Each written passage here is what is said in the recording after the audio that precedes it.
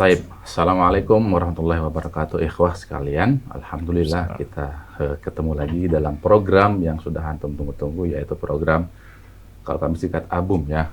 Anda bertanya, Ustadz menjawab, dan alhamdulillah pada malam hari ini kami sudah mendapatkan beberapa pertanyaan dari antum yang insya Allah kita akan bersama-sama membahas apa yang sudah antum kirimkan kepada kami. Dan di studio di samping kami sudah ada guru kita, pembina kita, Ustadz Dr. Fauzi Hamid Basultan LC MPDI yang sudah sering menemani kita. Alhamdulillah, masya Allah beliau mudah-mudahan semoga Allah memperbaiki urusan beliau, semoga Allah juga menjaga beliau, masya Allah. Kita sapa dulu beliau. Assalamualaikum Ustaz. Waalaikumsalam warahmatullahi wabarakatuh. Gimana kabar malam ini Ustaz? Alhamdulillah. Hari ini tanggal 14 September bertepatan dengan 7 Safar 14 Hijriah saja. Ya. Tapi Ustaz, mungkin antum ada sedikit prolog buat pertemuan pada malam hari ini Ustaz. Fadhal Ustaz. Bismillah. Alhamdulillah. Wassalatu wassalam ala Rasulillah wa ala alihi wa sahbihi wa walah.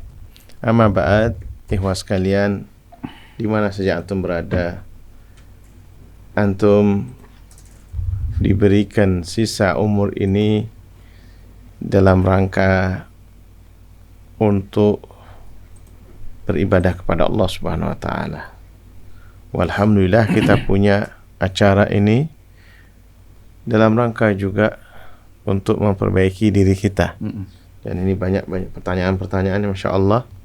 Ya, karena mengucapkan jazakumullahu khairah ya atas pertanyaan yang diberikan, sehingga kami pun murajaah ini harus ditanya, dipaksa untuk kembali membuka-buka kitab yang barangkali sudah lama berdebu ini. Ya, alhamdulillah ada antum bertanya ini ya, kita akhirnya membuka-buka, yang mudah-mudahan nanti jawaban dari kami ini ya bisa dijadikan acuan, atau barangkali ada yang kurang sepaham bisa ditanyakan kembali ya. Dan barakallahu fikum kepada para ustadz, barangkali memberikan koreksi ya, karena kita memang berharap demikian ya. Kalau memang ada yang perlu dikoreksi, ya itulah yang kita harapkan, insyaallah seperti itu. Insyaallah. Baik, syukran Ustaz. Baik, teman-teman sekalian, seperti biasa kami informasikan ketika rekaman sudah dipublish di YouTube. Nah, apa saja yang ditanyakan pada pertemuan tersebut, antum bisa lihat pada kolom deskripsi. Pada kolom deskripsi, pertanyaan-pertanyaan yang masuk di sana dibahas pun di video tersebut. Baik Ustaz, kita beranjak pada pertanyaan pertama, tapi sebelumnya afwan bagi antum yang punya pertanyaan seputar permasalahan agama, silakan antum tulis pertanyaan pada kolom komentar di Facebook maupun di YouTube, ataupun bisa mengirimkan ke WhatsApp yang akan kami tulis pada media sosial kami. Tapi Ustaz, kita bertanya pada pertanyaan pertama, afwan. Ya Allah. Tapi ini dari Abu Abdillah di Kalimantan Timur, Ustaz. Ustaz, anak ASN. Di tempat anak, kepala daerah wajib WFO 25%. Tapi atasan kantor menyuruh masuk seperti biasa dalam kebersamaan. Yang mana yang harus anak ikuti, Ustaz? Syukran. Barakallahu fikum. Wa fikum barakallah nih. Kepada Abu Abdillah dari Kalimantan Timur. Masya Allah ini. Yaitu sebagai pegawai negeri ya, maksudnya ASN ini ya. Terus di tempat antum ada kepala daerah wajib FO ya, WFO ya, FU ya, yaitu work from office ini. Mungkin ini WFH mungkin maksudnya ya bekerja dari rumah. Tapi karena juga kalau wajib bekerja dari office ya, memang tidak ada yang ini nih, tidak berselisih dia dengan kepala kantornya nih, antara kepala daerah dan kepala kantor. Jadi mungkin ini, Anda cuma ini yaitu atasannya di kantor menyuruh masuk seperti biasa. Berarti kan masuk ke kantor. Masuk kantor itu biasa, Ustaz. Oh ya, singkatannya office. Iya. Ya. Work from office. Berarti ini WFH mungkin. Ya. Work W. from office. Ya. WF. H itu maksudnya H itu. Work from home. Oh, Work iya. from. WFH work from home, kalau WFO Ya, work ini from office. Iya. Ya, Kerja biasa. Jadi biasa kan artinya. Nah, cuma di sini barangkali yang dimaksud adalah seperti itu. Ya. Yaitu bekerja dari rumah, sementara atas itu pemerintah menganjurkan bekerja dari rumah, ya. Sementara atasan kantor menyuruh masuk seperti biasa, masuk yaitu ke kantor berarti, ya ke kantor. Yang mana anak harus ikuti, barakallahu fik, ya. Yaitu ibu sekalian rahimakumullah, kewajiban terhadap pemimpin itu Allah tuangkan di firman-Nya di surah An-Nisa ayat 59. Ya, a'udzubillahi minasyaitonir rajim, ya ayyuhalladzina amanu atiullaha wa atiur rasul wa ulil amri minkum. Wahai orang beriman, taatlah kalian kepada Allah, taatlah kepada Rasulullah SAW dan ya para pemimpin kalian, baik pimpinan pusat maupun pimpinan daerah. Memang di sini ya sekarang di musim pandemi ya di mana saja sekarang itu rata-rata menerapkan dua sisi. Kalau misalnya lagi ya zona merah misalnya kemudian semuanya dirumahkan, ya bekerja dari rumah, ya bekerja dari rumah, BDR ya, bekerja dari rumah atau belajar dari rumah. Ya. Kalau misalnya zona hijau, ya atau zona kuning, biasanya sudah mulai ya bekerja dari kantor, ya bekerja dari kantor atau bekerja di kantor lah. Maka tergantung sekarang. Anda pun Anda tidak melihat di sini ada kewajiban harus mentaati perintah atau mentaati atasan, ya karena kita tidak tahu antum ya di daerah tersebut, ya misalnya di Kalimantan Timur, tinggal kemudian dilihat biasanya di satu provinsi sekalipun itu dia ada zona hijau, zona jingga, zona kuning, zona ini. Dan itu biasanya memang atasan antum di kantor melihat dia, ya melihat ya, di mana posisinya. Nah, ya, di sini ibu sekalian rahimakumullah, kalau seandainya ada pertentangan antara pemerintah setempat dengan atasan kita di kantor, didudukkan bersama, kompromi, yaitu dimusyawarahkan, ya mana yang lebih baik, ya. Anda tidak berani memberikan ya jawaban yang pasti, harus tunduk kepada pemerintah, nanti kemudian antum berdebat sama atasan antum, ya kan itu, atau sebaliknya, ya atau sebaliknya. Yang penting dilihat ya kondisi masing-masing. Dan kalau misalnya memang benar ya kinerja di tempat antum bekerja selama ini menurun, kemudian atasan antum berkeinginan untuk meningkatkan kualitas kerja bersama, maka lakukan dengan cara tetap memperhatikan protokol kesehatan, ya protokol kesehatan. Nah, ini juga ya sebagai bahan pertimbangan, yang mana kepala kantor dia bertanggung jawab atas yang dia pimpin juga, ya. Nah, keadaan pandemi ini bisa tarik ulur dia. Nggak bisa digeneralisir, ya digeneralisir. Di daerah kami pun ada zona merah, ada zona hijau, nggak bisa digeneralisir seperti itu. Yang penting ya masing-masing kita tahu diri untuk saling menjaga ya kesehatan. Nah itu ya mas kalian. Ya, barangkali itu yang bisa ya kita ambil ya jalan tengah untuk sama-sama. Dan tentunya sekali lagi wasyawir bainahum, ya, antum diperintah untuk bermusyawarah dengan ya tempat antum bekerja. Insyaallah seperti itu. Jadi nggak ada pertentangan Ustaz ya? Tidak ada pertentangan insyaallah. Apalagi yang memang awalnya WFO kan Ustaz. Ya. Cuman tetap harus prokes itu. Ya, tetap prokes. Allah. Insyaallah seperti itu. Baik, barakallahu fiik Ustaz atas jawabannya. Kita ke pertanyaan kedua, ini dari Arif Arianto. Ustaz, buku wajib akidah bagi pemula apa aja Ustaz ya? Masya Allah, barakallahu fiik ya. Arif Arianto. Ya, di mana ini? Enggak dijelaskan. Enggak dijelaskan di mana. Masya Allah. Wah, ya. Ini kebetulan anak bawa buku, ya, buku sederhana, buku ringkas ini, ya, yaitu buku tentang akidah, nih, dari Syekh Muhammad At-Tamimi rahimahullah.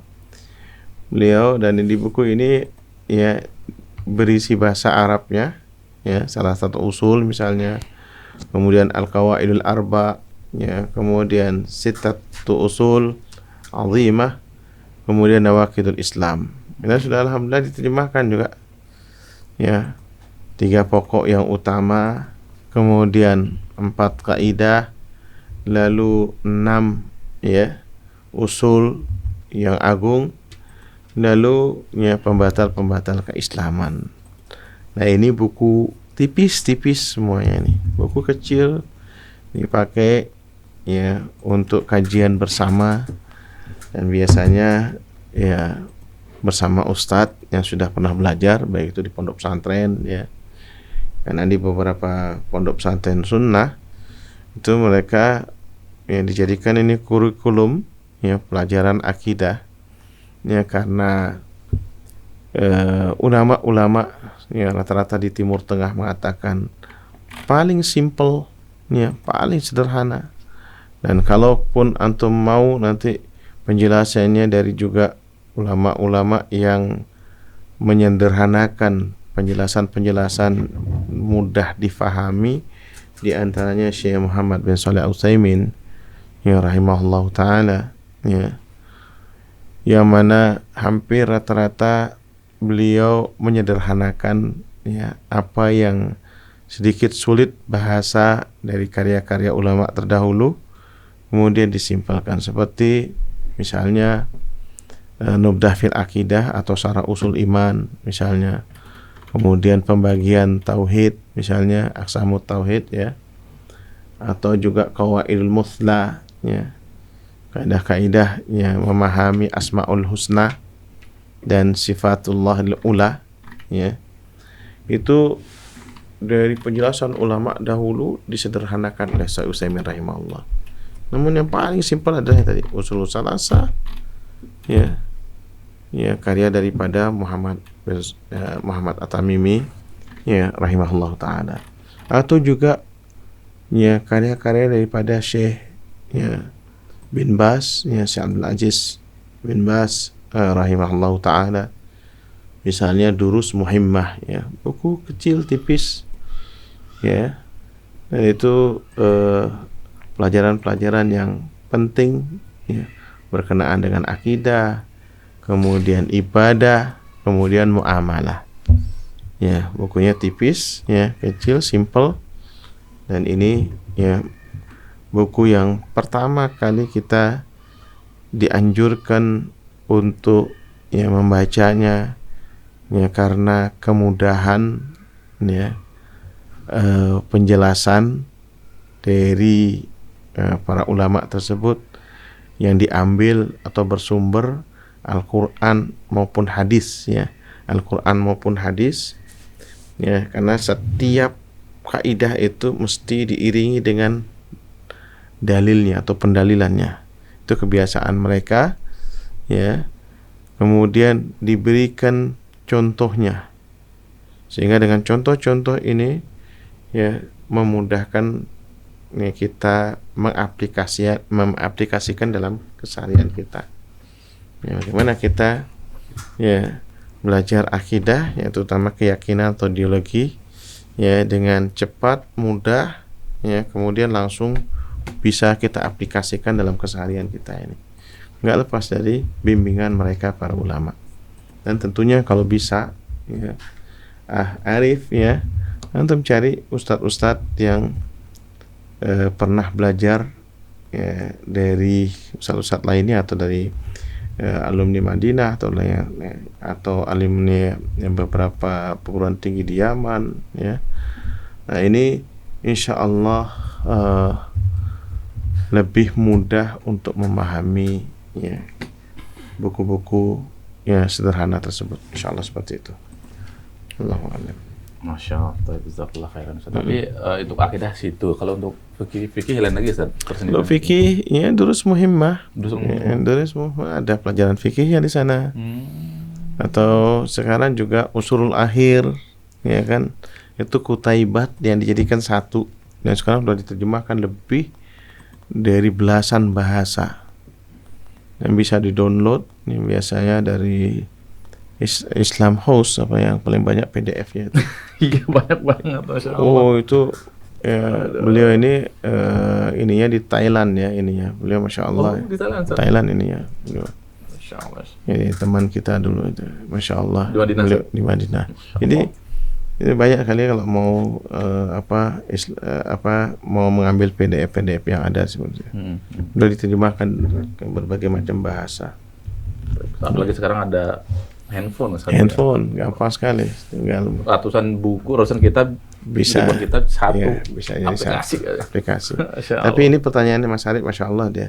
Mana yang paling ini dia? Jadi yang kita makan. Ya buku yang paling ini. Yang paling ini ya itu yang sering dibaca nih. Bahkan Syekh bin Baz rahimahullah mau meninggal sebentar lagi. Di rumah sakit bikin nih. Ya, mana buku Usulul Salasah, ayo baca sini sama.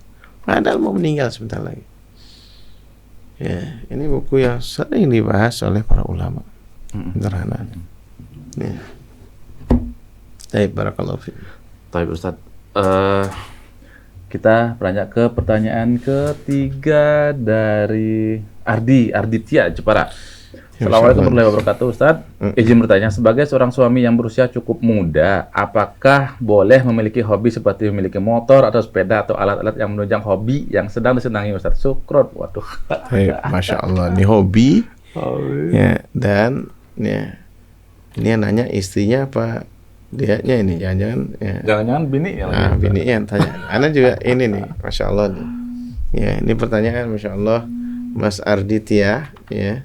Dari Jepara ini ya, hobi boleh lah ya. Tapi di sini ada kata-kata yaitu seorang suami yang berusia cukup muda. Nah ini ada kalimat seperti ini nih, jadi tanda tanya buat anak ya. Jadi hobi yang bermanfaat ya untuk ya kesehatan ya itu ya sangat ya dianjurkan lah hobi-hobi tersebut ya. Kita mau menjaga kesehatan kita ya, karena memang kesehatan sangat penting ya. Al mu'minu ya al-qawi khairun ya wa ahabu ilallah minal mu'minin dhaif ya. Yang namanya orang mukmin yang kuat itu sangat dicintai oleh Allah Subhanahu wa taala daripada mukmin yang lemah. Apalagi ini berkaitan dengan hobi hobinya nih Anda disebutkan jangan-jangan hobi mancing ini, jangan-jangan ini ya, atau hobi yang kadang-kadang motor, ini sepeda ini motor atau alat-alat yang menunjang hobi. Ini butuh duit yang tidak sedikit itu. Iya Ustaz, butuh duit yang sedikit, tapi musiman misalnya Ustaz. Musiman biasanya. Makanya ini was kalian ini ya. Ini ada garis di bawah ini pertanyaan, yaitu ya suami yang berusia cukup muda di sini ya.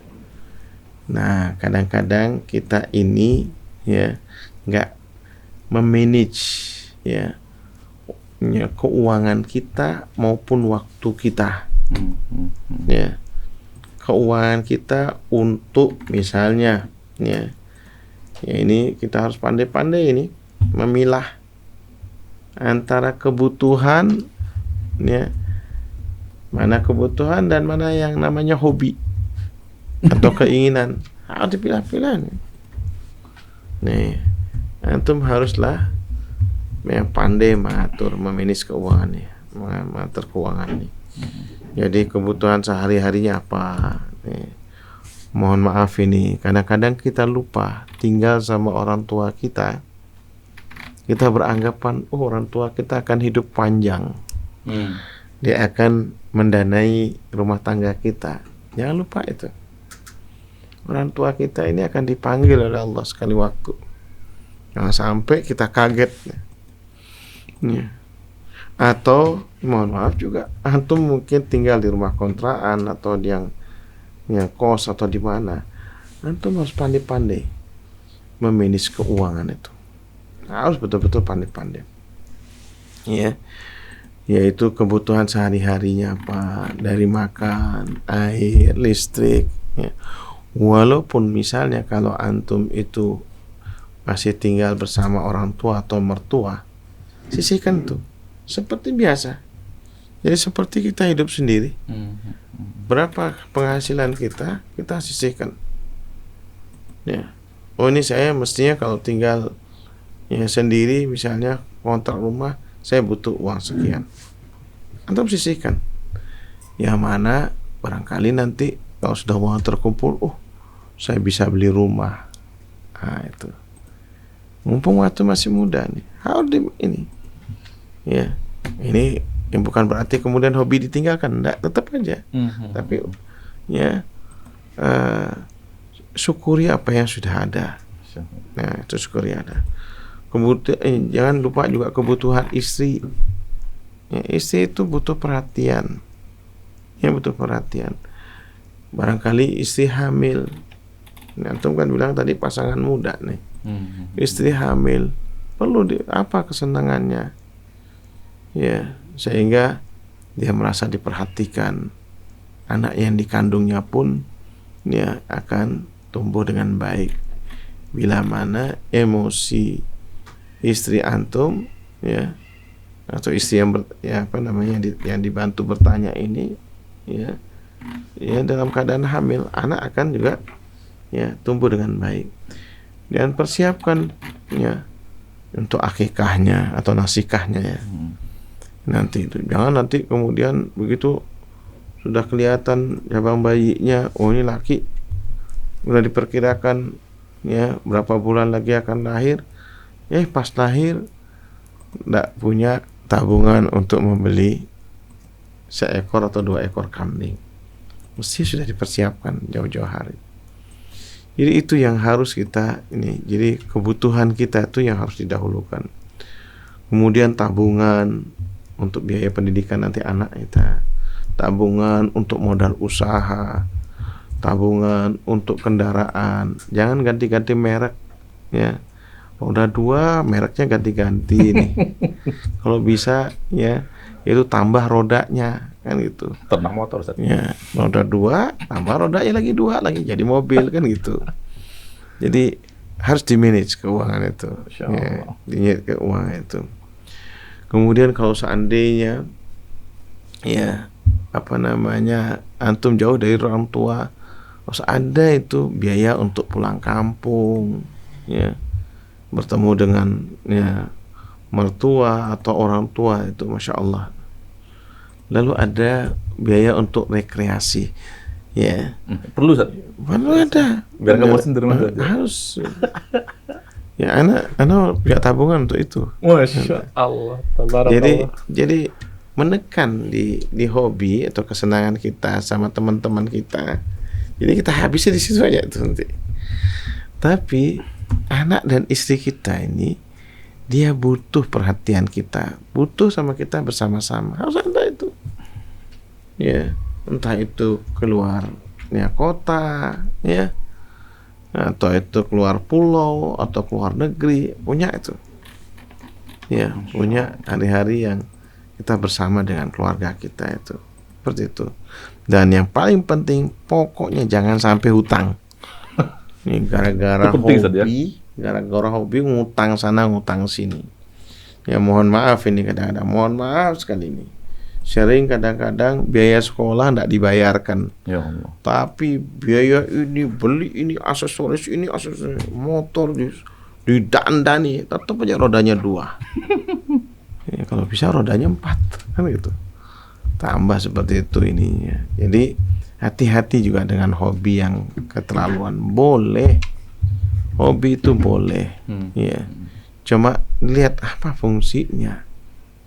Karena mohon maaf yang jualan aksesoris misalnya, ini akhirnya gara-gara seperti ini, utang sana utang sini, la qadarullah. Ya kata Ali bin Abi Thalib, kana al-faqru ayyakuna kufra. Ya, orang kalau sudah hutang akhirnya habis uangnya.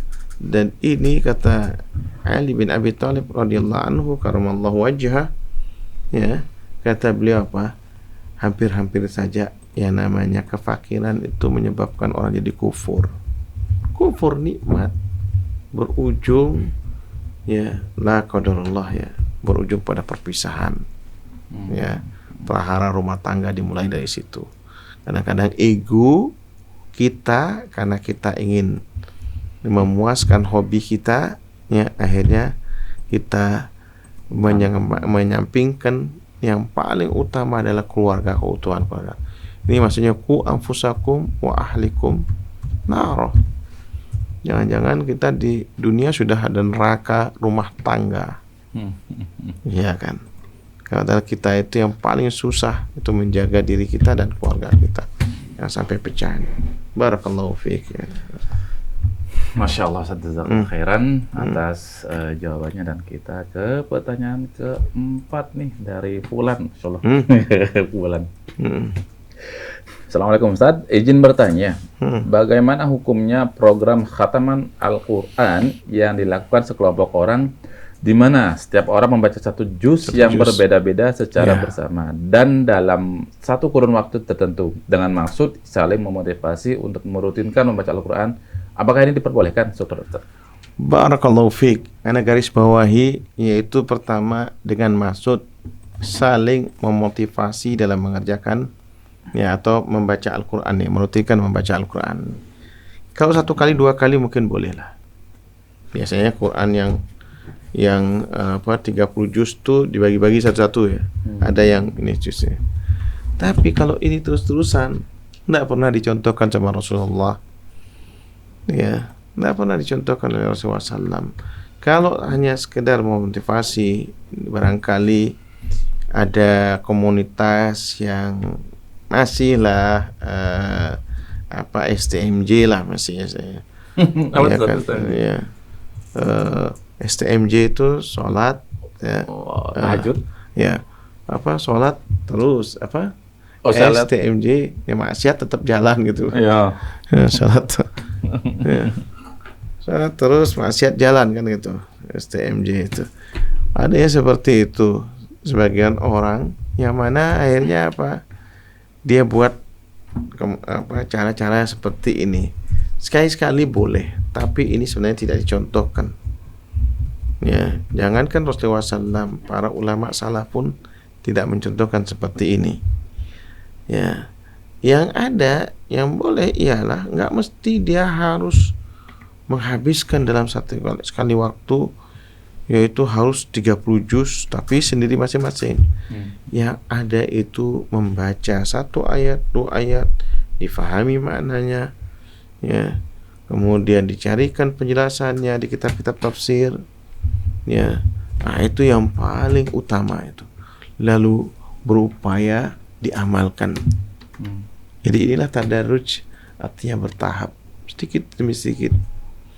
Kecuali kalau memang punya rutinitas setiap hari, misalnya 1 lembar, 2 lembar membaca Al-Quran, itu lebih baik ketimbang hanya kumpul-kumpul, ya, terus kemudian ini diteruskan seperti diyakini bahwasanya dia sudah menghatamkan Al-Quran, padahal cuma membacanya 1 juz dan kadang-kadang nggak tahu apa yang dia baca. Ya, jadi barakallahu fiik. Kalau hanya sekedar motivasi dalam kebaikan, ya, itu apa namanya ya, dibenarkan, dibolehkan. Tapi kalau ini jadikan rutinitas, setiap minggu ketemu membaca seperti itu, nggak ada ini ya contohnya. Ya, tidak ada contohnya. Sebaiknya memang yang ada adalah membaca Al-Quran 1 ayat, 2 ayat, difahami maknanya, dibahas bersama, ya, dicarikan kitab tafsir. Yang anak pernah jalan-jalan di Lombok nih. Waktu itu ada urusan bisnis dah di Lombok. Ini sekitar tahun 2000. Anak nginep di satu rekan bisnis sana. Kemudian sholat subuh berjamaah.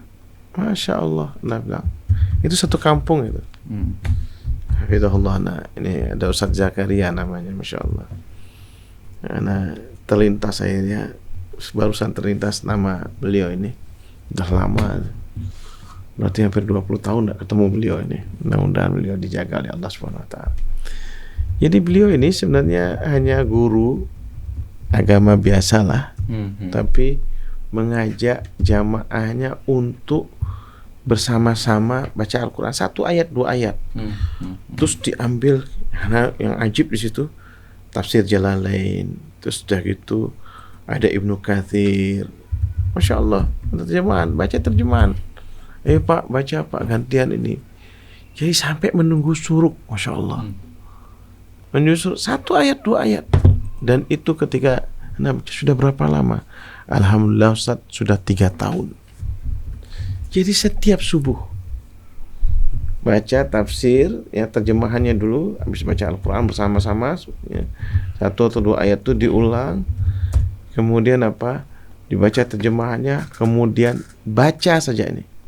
Baca saja. Satu orang membaca keras, yaitu tafsir Jalalain. Kemudian setelah itu tafsir Ibnu Katsir. Ya, atau ringkasannya itu dibaca. Sudah gitu. Selesai. Sampai suruk. 2 ayat atau 3 ayat. Ya. Dan itu setiap hari. Wallahi wa sekalian. Kemudian mereka ada buku motivasi untuk beramal. Oh, hari ini ada pelajaran sholat, ya. Sholat kita ini, ya. Jadi saling motivasi. Masing-masing Pak, ya, sholat kita sudah benar belum? Ditanya. Seperti itu. Ini setiap hari seperti itu. Itu malah lebih bermanfaat menurutnya. Malah lebih bermanfaat ketimbang cepat-cepat membacanya kemudian tidak dipahami. Nah, jadi hal yang seperti ini tidak ada contoh dari Nabi kita, apalagi kemudian para sahabat atau para ulama. Ini hanya sekedar kalau sekali-sekali untuk memotivasi boleh, ya, kan, tapi sekali saja, tapi jangan dirutinkan. Jangan dirutinkan. Karena nggak ada contohnya. Ya, ada contohnya. Barakallahu. Ya. Baik, Ustaz. Kita ke pertanyaan selanjutnya dari Pak Hartono di Denpasar, Bali. Ustaz, Assalamualaikum warahmatullahi wabarakatuh. Semoga Allah menjaga kesehatan Ustaz dan keluarga serta ilmunya. Wa'iyyakum. Ustaz, bagaimana cara menyampaikan atau mengajak dakwah sunnah yang dicontohkan oleh Rasulullah agar tidak terjebak dalam suatu golongan? Barakallahu fiik, ya Pak Hartono. Ya, Insyaallah. Mudah-mudahan ini banyak hartanya insyaallah nih. Ya. Memang, ya, kita diperintah yaitu oleh Allah pertama kali memulai dari diri sendiri. Ya, kita berupaya, ya, ku anfusakum wa ahlikum nara. Ya, jaga diri kalian dan keluarga kalian daripada api neraka. Pertama kali, ya, yang kita perlu perbaiki adalah diri kita sendiri. Ya, diri kita sendiri, kita berupaya untuk, ya, mengenal sunnah lebih dekat, ya, sehingga tahu kita yang namanya ikhlas, ya, lawannya kemudian syirik, ya, yang namanya sunnah lawannya kemudian bid'ah, ya, kita tahu yang namanya iman itu bertambah dan berkurang, kita tahu seperti itu sebenarnya.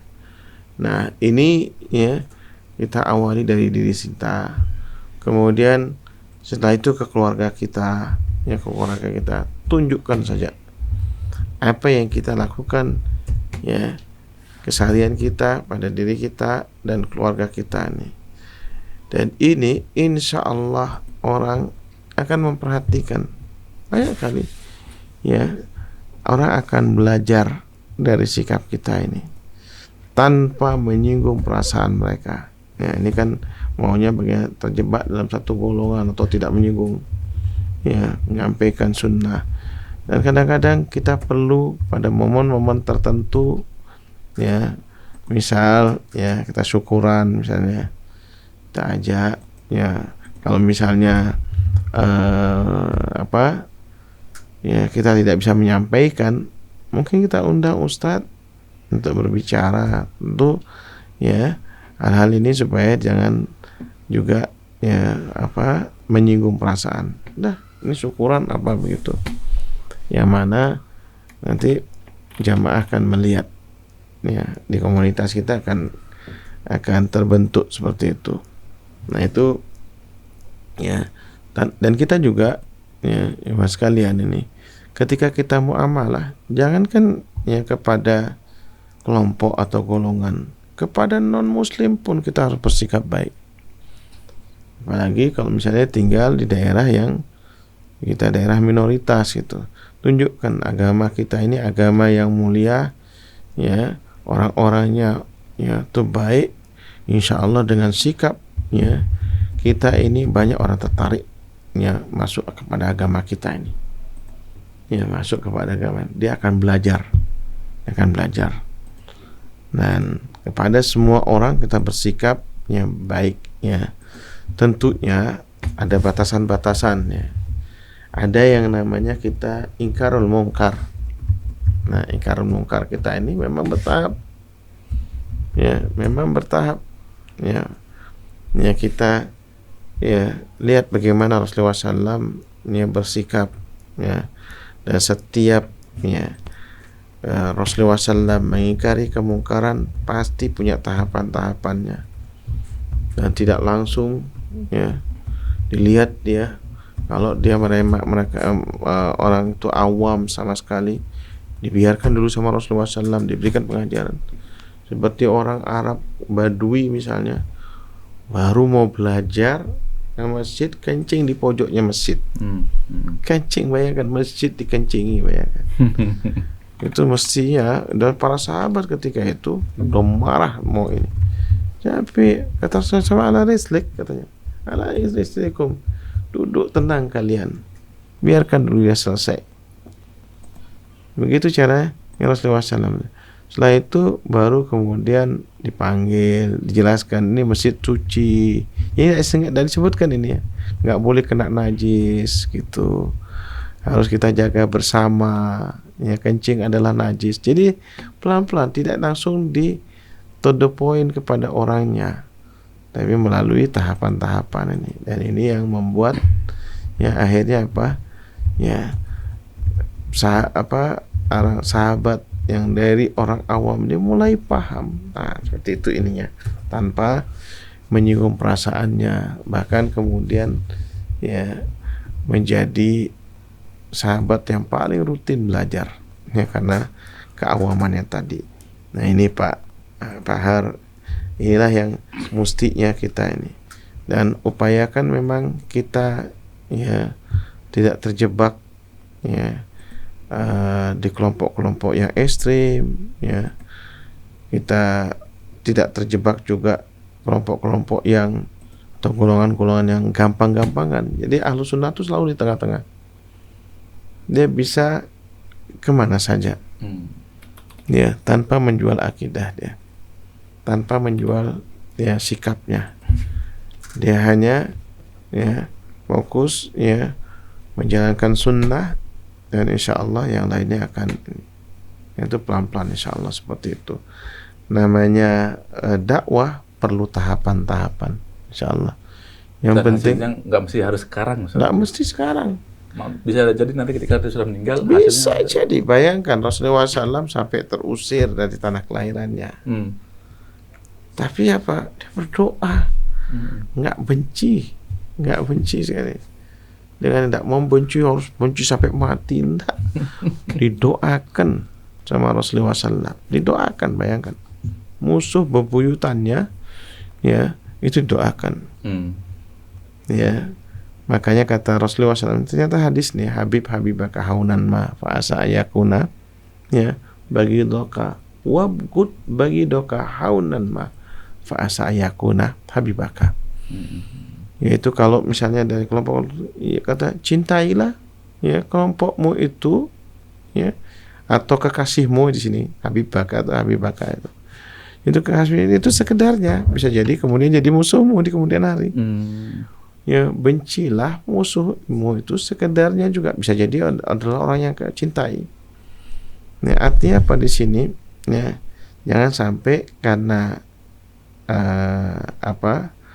ego kita menjauhkan orang, menjauhkan ya kelompok ini tanpa ada niat untuk memperbaikinya. Harus ada memperbaiki. Nah ini ya Pak Har dan kawan-kawan kita berupaya untuk memperbaiki. Entah itu kapan Allah memberikan hidayah kepada mereka kita tahu. Kadang-kadang memang kita boleh panas nih, cuma kepala kita harus dingin. Dingin betul menghadapi. Sabar dan kita berdoa kepada Allah. Berdoa kepada Allah Subhanahu wa taala, Allah akan balik. Ya, berani banyak bayangkan. Yaitu yang mana dulu bencinya kepada Rasulullah SAW, bahkan memerangi Rasulullah SAW. Walid bin Walid, Amr bin As, bagaimana memerangi Rasulullah SAW di perang Uhud. Ya, di perang Uhud memerangi Rasulullah SAW, bukan hanya kebencian. Kemudian dibalik oleh Allah Subhanahu wa taala. Justru menjadi pembelanya Rasulullah SAW. Itu mikir itu orang kafir itu. Nah itu, apalagi kemudian hanya kelompok-kelompok, iya kan? Itu seperti itu ini ya mas kalian. Nah, dan Ahlussunnah itu antara baina tafrid wa ifrat saja. Iya, baina tafrid wa ifrat, tidak ekstrem kanan, tidak ekstrem kiri. Middle, tengah-tengah aja. Iya, tengah-tengah. Insyaallah. Bisa sini masyaallah. Tapi bukan juga berarti menjilat, mudahana. Bukan bijaksana bijak sini ya, tapi tengah-tengah itu. Tengah-tengah maksudnya sesuai dengan sunnah. Pokoknya namanya sunnah itu bikin mudah, yang namanya bid'ah itu bikin susah. Kalau bisa kan? Oh ya begitulah ininya. Mungkin bisa dijelaskan Ustaz, maksudnya seperti apa? Jadi masyarakat tidak tahu. Coba aja, semua yang dijalankan oleh Rasulullah SAW itu semuanya kemudahan. Yang namanya din itu yusrun. Agama agama itu ya yasiru wala tu'assiru wala tunaffiru. Ya, permudahlah. Ya, kemudian jangan kau bikin susah dan jangan kau buat orang lari. Jangan buat orang lari, rangkul, jangan dipukul kan itu. Masya Allah. Ya kan tuh, jangan dipukul. Nah itu ininya. Ya diangkat, ya harus kita angkat, ya kita selamatkan. Jangan kemudian kita tinggalkan. Ada waktunya begini, ada begitu. Harus seperti itu, harus ada tahapan-tahapan untuk kita memperbaiki. Apalagi kadang-kadang itu masih saudara kita. Kadang-kadang kita satu saudaraan berkelahi ya gara-gara beda guru, beda pemahaman. Ada saja. Wah ada. Saudara kandung beda guru, nggak ngomong. Guru, ya. Ya Allah. Ya ada itu satu saudara aja, beda pondok, ya beda pondok nggak ketemu semua. Mestinya kan kita duduk bersama, kita bahas bersama mana yang harus dikedepankan. Yang kedepankan adalah takarub ilallah, kemudian menjalankan sunnah Rasulullah. Itu yang harus dikedepankan daripada ego kita masing-masing. Insyaallah. Dan itu fastabiqul khairat ya. Belum kebaikan saja. Faliyatama fasil mutanafisun. Insyaallah. Insyaallah seperti itu Pak Har, insyaallah. Tapi Ustaz, kita ke pertanyaan selanjutnya dari Fulan maksudnya mungkin. Ustaz, bagaimana cara tobat dari dosa-dosa besar yang dulu pernah dilakukan? Bagaimana Ustaz? Barakallahu fiik. Ya.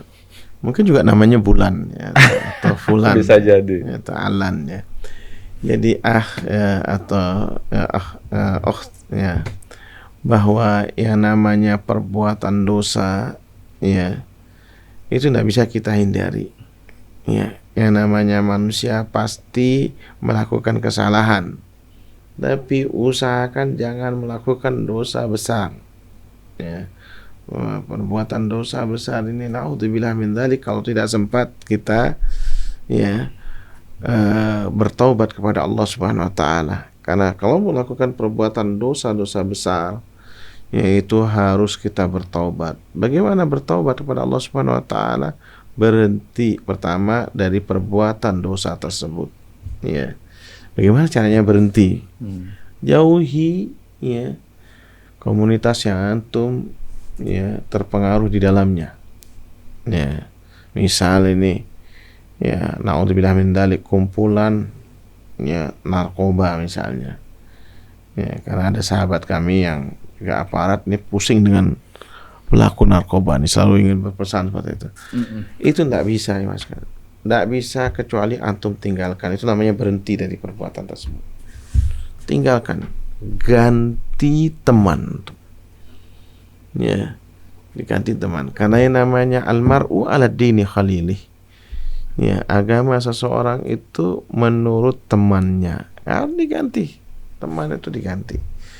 Bagaimana kita mengganti teman ini? Tinggalkan teman kita yang mengajak kepada perbuatan dosa besar, apalagi ini, tinggalkan. Ganti teman kita ini.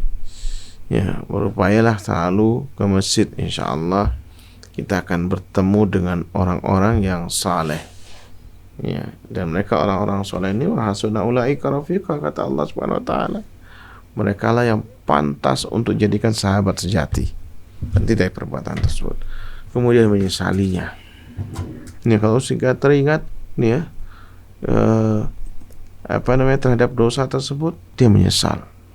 Umar bin Abdul Aziz rahimahullah ini, masya Allah, khalifah ya, kata ahli sejarah khulafaur rasyidin yang kelima. Ya, karena semenjak beliau menjabat ya, keadaan rakyat seluruh ya di bawah kekuasaan beliau, ini di seluruh bawah kekuasaan beliau itu sejahtera. Beliau sekali waktu pingsan, kadang-kadang ada waktunya beliau pingsan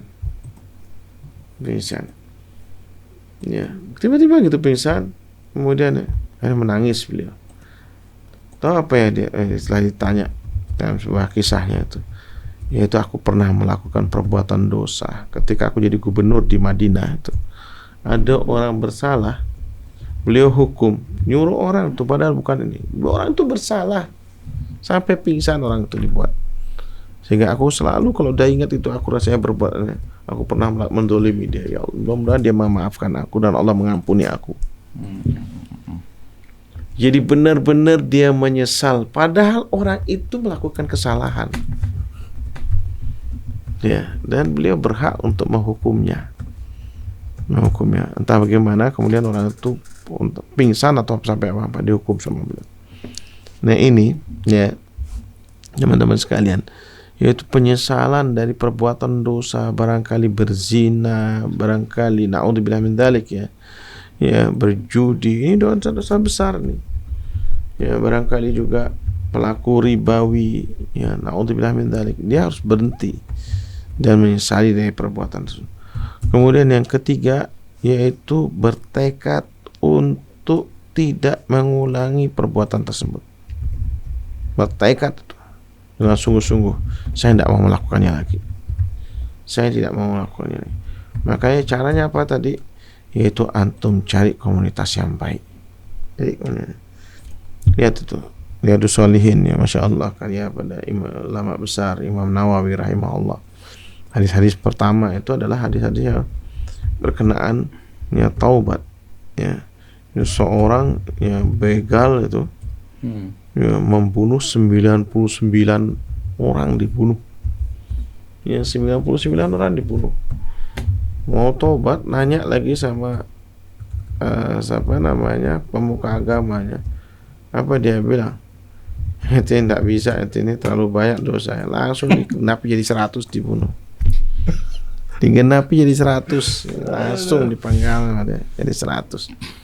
Akhirnya ketemu lagi sama ya pemuka agama yang berikutnya.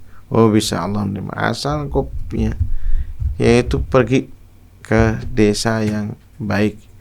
Dan qadarullah masya fa'al, persis sampai di perbatasan Allah cabut nyawanya.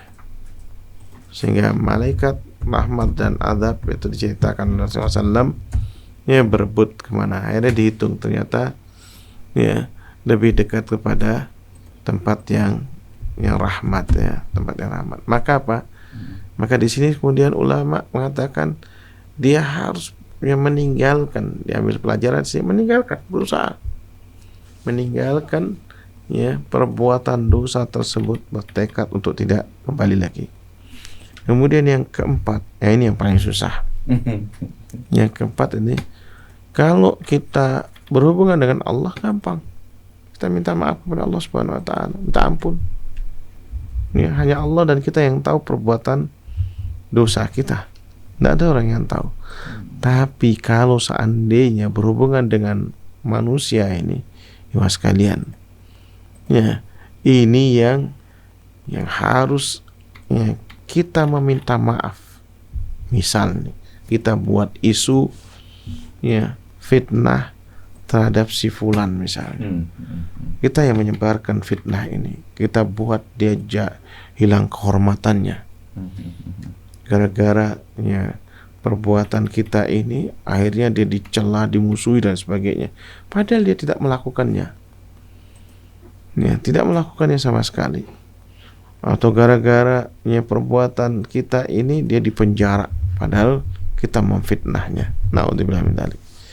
Itu enggak akan diampuni oleh Allah Subhanahu wa taala sampai kita minta maaf sama dia. Sampai kita mengembalikan kehormatannya, mengembalikan hak-haknya dia. Berat Ustaz ya? Berat kita urusan sama manusia, orang. Ya urusan sama manusia. Allah kan langsung bertobat aja. Kalau urusan manusia berat ya. Ya. Dan salah satu juga penjelasan ya kenapa kita dianjurkan doa sebelum salam itu, Allahumma inni a'udzubika min adzabi jahannam wa min adzabi qabri wa min fitnatil mahya wal mamati. Wa min fitnatil mahya, dan fitnahnya orang yang masih hidup dan orang yang sudah mati. Ya, ini bisa jadi ya timbal balik ya. Yaitu kita membuat fitnah atau mereka memfitnah kita. Dia kalau masih hidup bisa kita cari nih. Ya, dia minta maaf kita atau kita klarifikasi kepada dirinya. Ya. Atau kita yang membuat fitnah yang kemudian kita minta maaf kepadanya. Yang masalah kalau yang membuat fitnah atau yang kita fitnah ini sudah mati. Gimana caranya? Gimana cara tebak sih? Iya. Kita itu susah. Kita harus minta maaf kepada ahli warisnya barangkali. Ya, kembalikan haknya. Kalau kita yang bersalah kepada orang yang meninggal, kita harus datang kepada ahli warisnya. Nah, ini teman-teman sekalian yang paling berat ya, dan itu perbuatan dosa besar, yaitu menjatuhkan kehormatan orang lain. Kemudian yang kelima, yaitu innallah yaqbalu taubat ma lam yugargir. Sesungguhnya Allah Subhanahu wa taala akan menerima taubat seseorang selama ya belum naza. Kalau sudah naza, sudah dihabis waktunya. Itu kayak kisahnya Fir'aun. Hatta idza adrakahul gharaq, sampai dia kemudian mau tenggelam, semua habis waktunya, baru dia amantu annahu la ilaha illa amanat bihi bani Israil wa ana minal muslimin. Aku sekarang beriman bahwasanya tidak ada ya, Tuhan yang berhak disembah dengan benar kecuali yang diimani oleh Bani Israel. Dia tidak bisa jawab Allah Subhanahu wa taala karena memang Allah tidak mengizinkan dia. Ya. Karena dia ya baru dia sadar. Ya. Ya, kayak kata Allah di ayat berikutnya tuh, sekarang kau baru sadar. Ya. Al-an ya. Yaitu waqad asaital min qablu wa kunta minal mufsidin, kan begitu. Sekarang ente baru sadar yang mana sebenarnya sebelumnya kau berbuat bermaksiat. Jadi jangan sampai terlambat. Makanya kenapa doa yang dianjurkan oleh Rasulullah SAW dan ini selalu diingatkan oleh para ulama, yaitu warzuqni taubatan qoblal maut, ya. Ya Allah, berikan karunia kepadaku yang bertaubat sebelum mati, ya. Dan Rasulullah SAW selalu mengingatkan juga kepada kita, ya, yaitu apa, wa'at bi'is sayyi'at hasanat tamhuha. Dan hendaknya setiap kita melakukan perbuatan dosa, ya, maka iringi dengan kebaikan-kebaikan, ya, sebagai penghapusnya. Yang paling mudah barangkali ya perbuatan baik yang kita lakukan adalah beristighfar, memohon ampun kepada Allah Subhanahu wa taala. Ya, kalau bisa yaitu sholat, ya, sholat 2 rakaat. Ya, sebagian ulama mengatakan sholat taubat. Ya, atau kalau bisa bersedekah. Ya, bersedekah. Nah, ini menunjukkan kesungguhan kita bertaubat kepada Allah Subhanahu wa taala. Nah, ini ya fulan, ya, bagaimana kita bertaubat? Yang paling ya utama adalah kita menyesali perbuatan tersebut dan berusaha untuk mencari komunitas baru yang lebih baik, ya. Ikut ta'lim selalu, dan biasanya memang berat sekali. Kalau sudah orang bertobat tuh yang namanya hijrah itu beratnya luar biasa. Karena setannya sana kemari. Belum lagi dari harta akan dicabut dikit-dikit. Betul, diambil habis ini. Ya itu. Teman-teman, keluarga. Ya. Berat sekali, Ustaz. Dan coba aja antum kalau sudah bertaubat kepada Allah dan sungguh-sungguh, mesti ujiannya bertambah berat, dan upayakan ujian ini menjadi kenikmatan, dan antum akan lebih tenang. Lebih baik kaya hati, ya, daripada miskin hati kita. Nah itu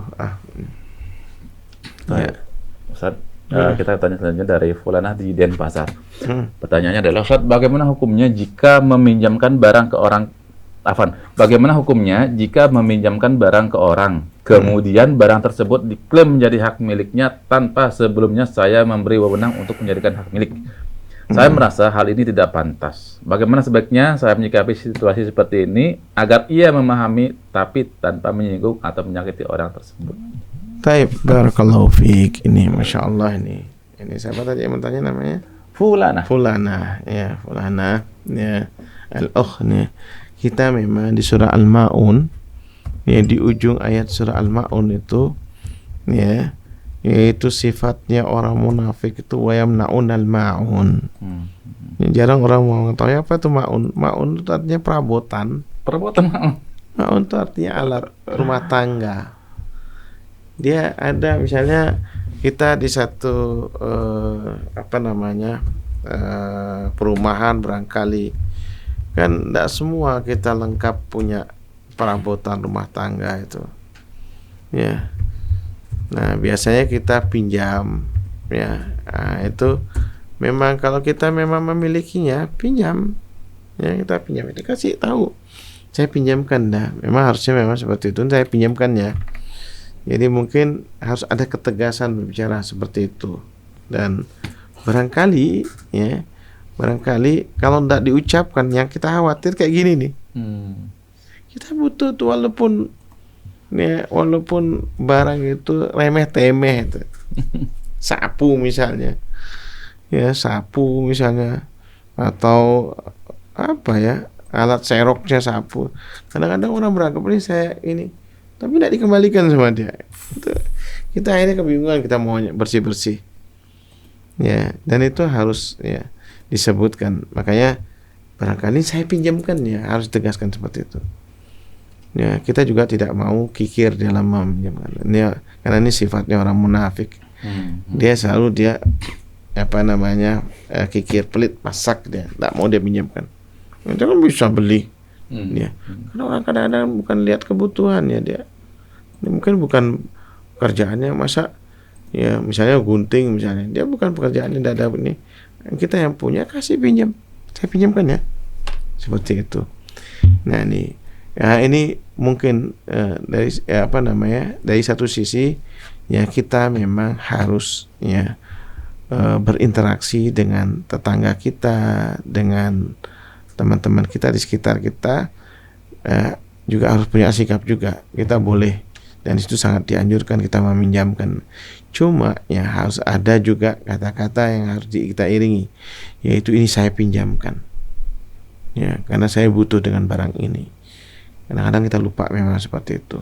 Dan bagi yang meminjamkan sekarang, antum, alhamdulillah, antum ditolong semua orang. Ini itu bukan hak antum, Ya, bukan hak antum. Ya, atau ya barangkali ibu-ibu ini hak anti, bukan hak anti itu. Antum pinjam, nggak boleh antum mengklaim atau memilikinya. Tidak boleh, karena pasti yang pemiliknya itu dia punya itu karena memang adalah kebutuhan. Ya, punya kebutuhan dia, nggak boleh antum kuasai itu. Itu bukan hak antum. Ya, tidak boleh. Kemudian barang-barang berharga yang barangkali masa seperti itu aja, dia kan orang kaya misalnya, dia kan bisa beli lagi, masa dia tidak mau bantu saya? Tidak boleh begitu. Ada orang dia punya, ya dia tidak mau, ya nggak mau, dia untuk apa beli itu, cukup beli sekali, ya cukup beli sekali. Apalagi kemudian barang itu dia jaga.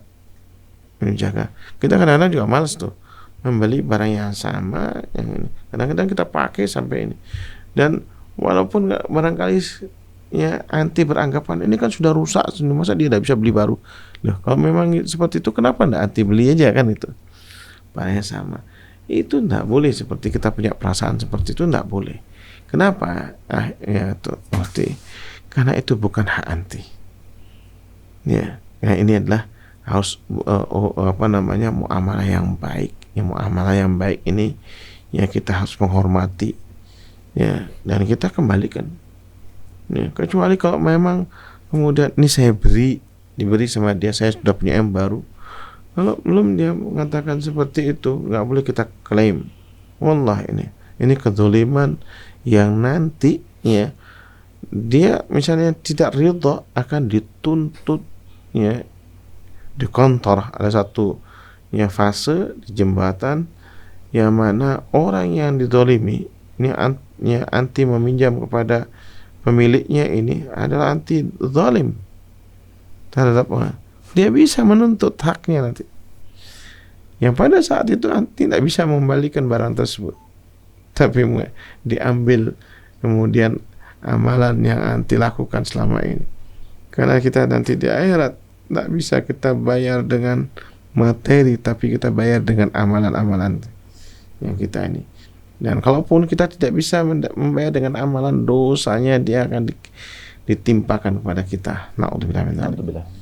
Jadi jangan dianggap remeh hal-hal yang mungkin sepele, apalagi itu adalah barang-barang ini. Nah, bagaimana ya sebaiknya saya menyikapi situasi seperti ini agar dijelaskan, itu barang saya, ini buktinya, ya barangkali ya anti bisa menunjukkan bukti, kemudian ya insya Allah nanti kalau saya beli yang baru nanti saya akan berikan pada ini. Seperti itu ini ya barangkali itu yang bisa kita lakukan dari ya dengan saudari yang meminjamkan barang. Barakallahu fiik. Ya. Tapi Ustaz, ini ada satu pertanyaan tambahan Ustaz.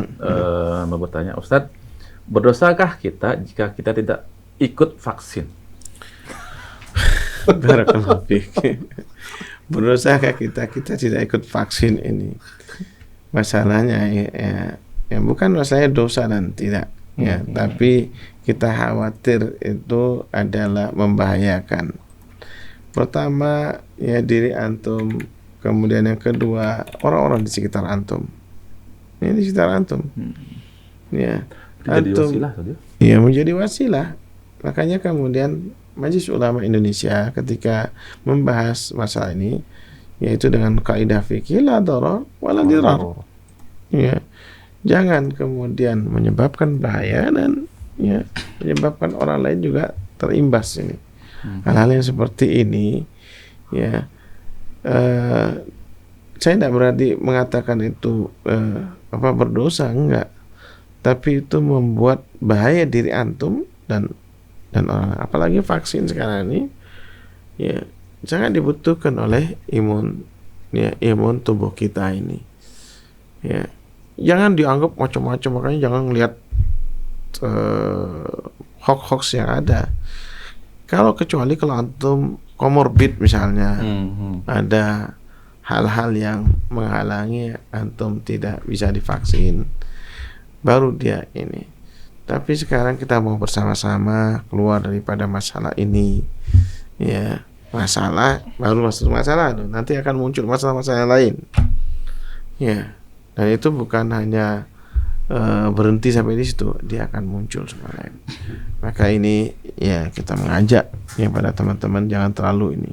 Alhamdulillah kita punya apa namanya, kita panggil usdok nih, ustadz dokter nih. Nih.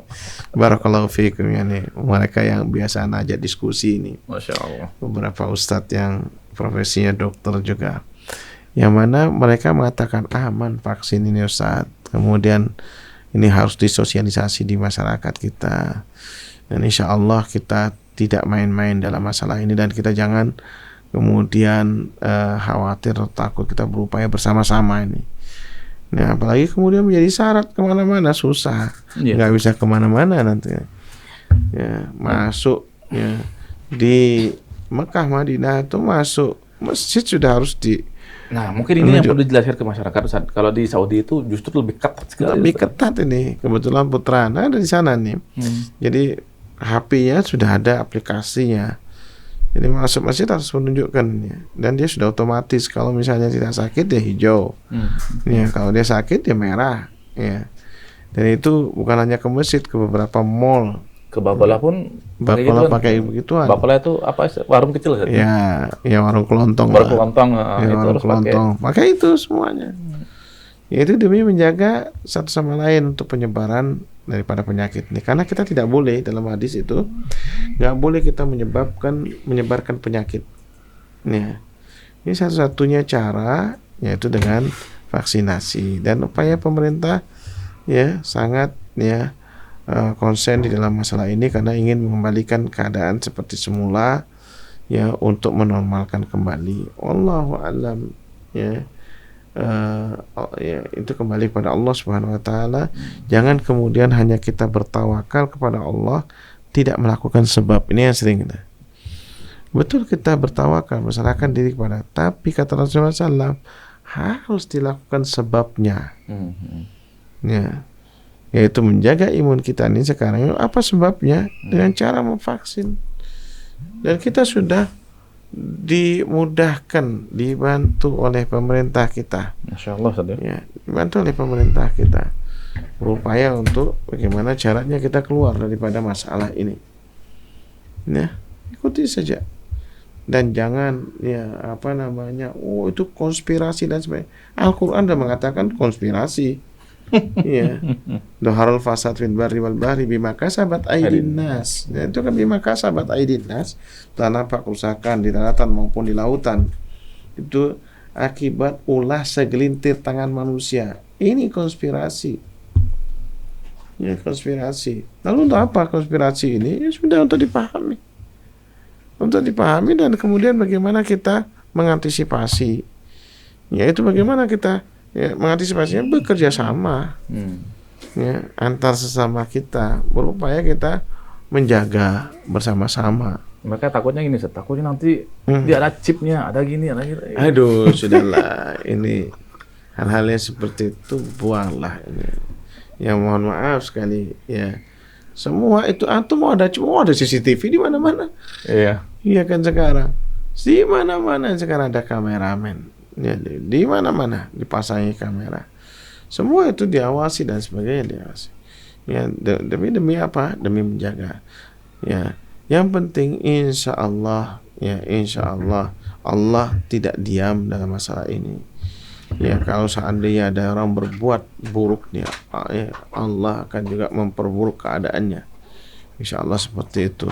Tapi kita menjaga diri kita, kesehatan kita, keluarga kita, lingkungan kita, jamaah masjid kita, itu adalah ya dengan bersama-sama. Kalau seandainya kemudian masih ada begini ada begitu, aduh sudahlah. Sekarang ya mohon maaf ini, yang bertauhid, yang paling paham tuh banyak orang-orang, para ulama sekarang melakukan hal yang sama seperti kita ini.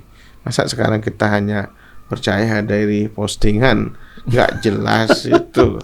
Yang herannya tuh orang bahlul didahulukan daripada orang yang pintar, kan susah. Ya, itu yang kita ini. Itu yang kita ada. Wallahu a'lam bishawab. Ya. Baik Ustadz, kita karena sudah larut malam dan mungkin teman-teman yang sudah mengirimkan pertanyaan ke redaksi, insya Allah kita akan bahas pekan depan Ustadz ya. Baik, insya Allah. Sehat insya Allah. Iya, baik. Insya Allah teman-teman sekalian, bagi antum yang tadi sudah mengirimkan pertanyaan kepada kami, insya Allah kami akan bahas pada pertemuan pekan depan. Mungkin Ustadz, antum ada kalimat terakhir untuk teman pada malam hari ini Ustaz. Hafizakumullah wa jazakumullahu khaira. Jaga iman dan imun antum insyaallah. Amin Ustaz ya. Insyaallah. Amin. Ya, insyaallah. Baik. Syukran jazakallahu khairan Ustaz atas kebersamaan antum di sini dalam bahas suatu permasalahan. Semoga apa yang sudah kita dengarkan dari pemaparan beliau kita bisa mengaplikasikannya dalam kehidupan kita sehari-hari. Baik Ustaz, kami ucapkan jazakallahu khairan dan kita tutup saja dengan doa kafaratul majlis. Subhanakallahumma wa bihamdika asyhadu an la ilaha illa anta astaghfiruka wa atubu ilaik. Assalamualaikum warahmatullahi wabarakatuh.